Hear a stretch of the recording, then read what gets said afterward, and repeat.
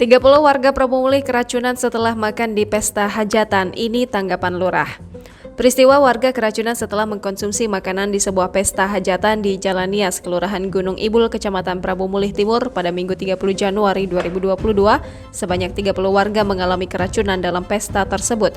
Gejala yang dialami warga yang keracunan mulai dari mual-mual, sakit perut, dan muntah-muntah. Warga yang keracunan tersebut dirawat di Rumah Sakit Air Bunda Prabumulih maupun di Rumah Sakit Umum dan Puskesmas terdekat. Ini kita sedang bersama Pak Lurah akan mewawancarai apa yang menyebabkan terjadinya warga keracunan.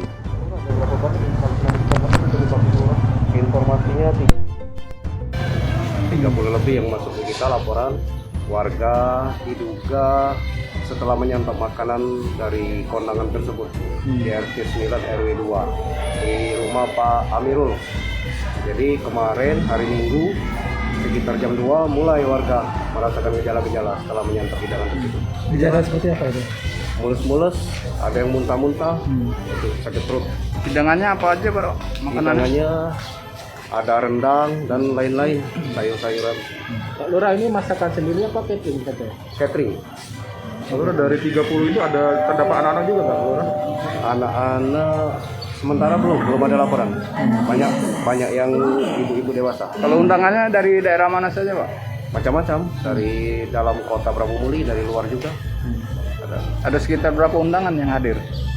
Lebih kurang hampir mungkin seribuan.